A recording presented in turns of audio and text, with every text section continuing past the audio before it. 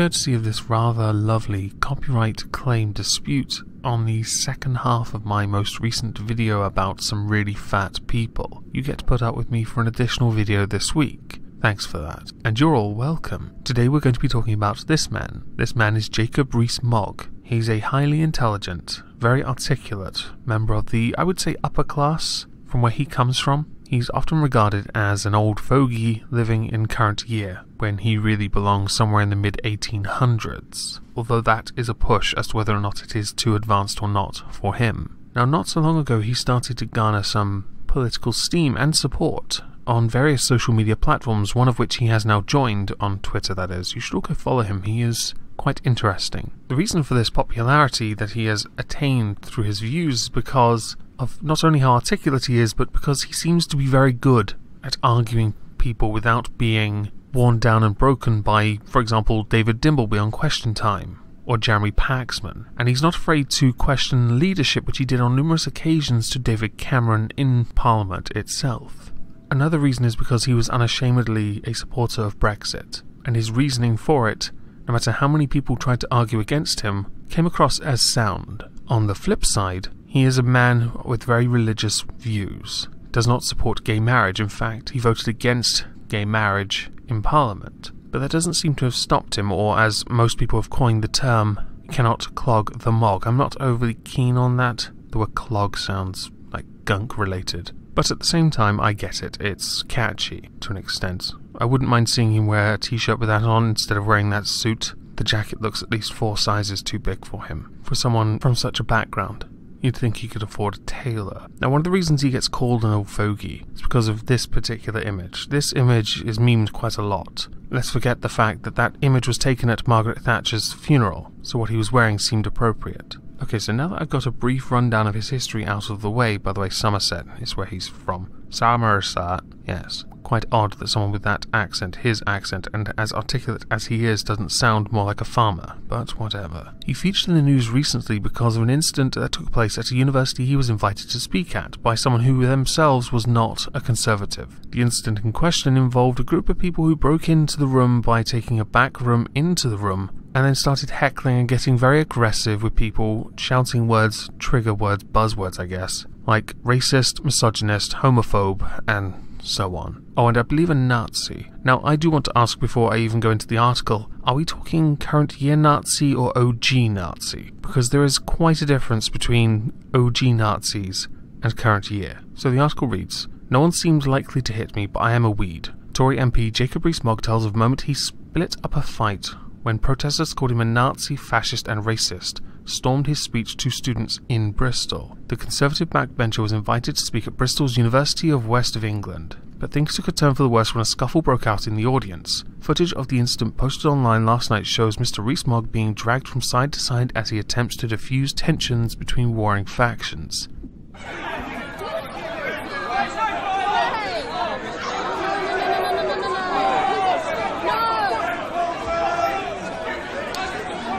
There was a follow-up article to this, which actually shows the man that threw the punch, because of course, as with these people, some of whom have claimed they are Antifa, they wear masks, or they hide themselves so that people can't see them clearly. Now what you'll notice is one guy taking a very obvious swing for another. Who started this doesn't matter. The whole point of those protesters was to stop Drauka Mogg speaking, which is why once this was diffused, he then took the opportunity to turn the entire event into a talk about freedom of speech, which he has done on a couple of occasions and he talks about quite passionately. Recently there was a petition to sort out free speech legislation, I believe, but as is with our government, they won't do anything about it. Which is a shame because I think they need to do something about it. Huddles of people are seen on either side of the Eurosceptic MP, who is seen trying to reason with the arguing parties. Mr. Mogg was invited by the chairman of the UWE's Politics and International Relations Society, that's quite the mouthful, himself not a conservative supporter, to talk about his life as a politician and conservative principles, which apparently to these people mean racist, fascist and Nazi. It's nice to know that when you just go ever so slightly to the left, these people took a massive leap and led with racist, fascist, Nazi. So tolerant, right? Drauka Mogg told, and Mail Online I know, some people came to the room and wanted to shut down the meeting. Sorry, Some people came to the room and wanted to shout down...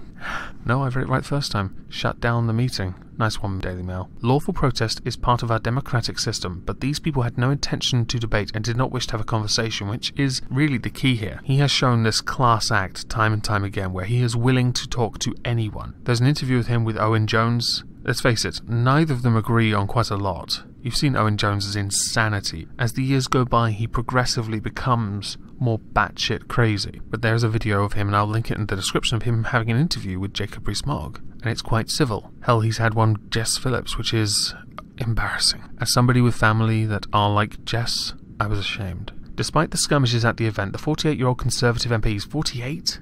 Damn! People call him an old fogey, but he's hardly getting any younger. Said he did not feel physically threatened by the protesters. Well, that's because they threw really weak punches, to be fair.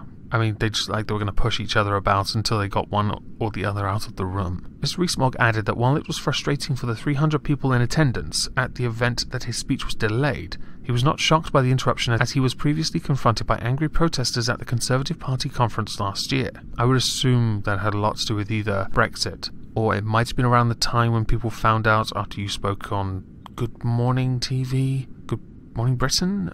The morning TV show that no one cares about these days, that was rebranded with a lot of money that didn't really make it worthwhile, where he expressed his personal views and his faith, which he holds quite close to his heart. He added, a similar situation happened in Manchester, when people try to shout me down. People feel strongly about political issues, and some respond by trying to engage in political debate while others shout. Acting as a peacemaker as tensions flared, Mr. Rees-Mogg said his intentions were to try and engage the protesters in rational debate. He added, as soon as you start to push people, you risk putting yourself on the wrong side of the law. A bit of shouting does not hurt anyone, which I think is quite classy. To me, this shows that even if you raise a voice, it doesn't matter. What matters is that you don't cross the line and start getting physical with the other person, which we have seen on far too many occasions with people who identify or are identified as Antifa. Such tolerance, right? We were told they were part of Antifa by the person who organised the event, so it's possible they weren't. I couldn't believe there was not any security at the event either. That of course changed after this. And there is a picture of the guy who actually threw the punch, because there's a follow-up article about his girlfriend who claims to have been hit in this incident. If she was hit, hopefully the guy or girl that did in fact hit her then is prosecuted. If not, shut your mouth. Stop bullshitting for victim points. Since there's no proof of it, I can't say much about it. While I don't necessarily agree with what he says, I wanted to hear what he had to say. I was talking to people behind me who were Jeremy Corbyn fans, and even they were disappointed by it all. Of course they were. It doesn't matter what political belief you hold, not everyone is so far to the sides. Quite a lot of people want to have discussion, they want the debate, because the debate is key to understanding your opponent or convincing them that they are wrong. People don't seem to understand this anymore, and I don't get why they don't. It's like understanding comedy for some of these people. They just can't seem to understand that some types aren't going to be for them, but that doesn't mean that no one else should hear it.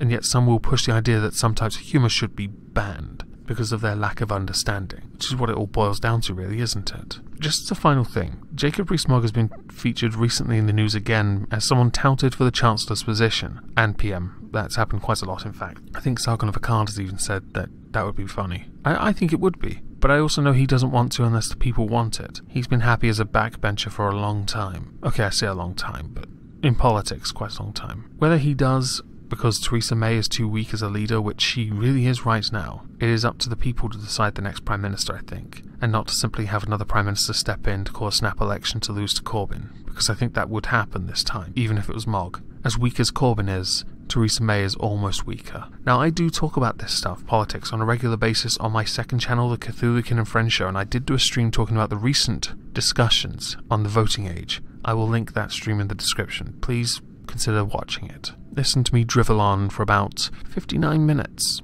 I'm trying to bring the time down a bit, maybe. I like to waffle, as you can tell by this, which isn't as scripted as it usually is. So I hope you all have a lovely day, and thank you all for listening.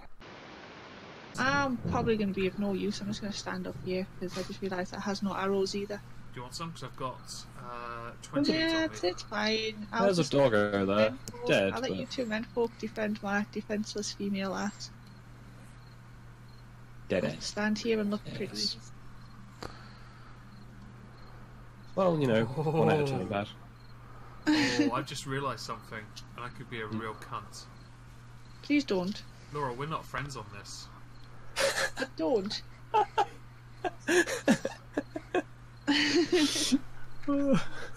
Chat, press 1 if you want me to kill Laura. No. Should we watch your chat? You only have like 3 people in there. 4. 5. I don't even know who's in the chat, so I have no idea of knowing how Stargazer safe Viper. I am.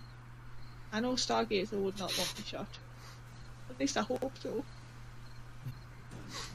I hear What's zombies. that? What's that, Viper? Time for Tubby bye-bye? Okay. Oh my god, it's whale hunting.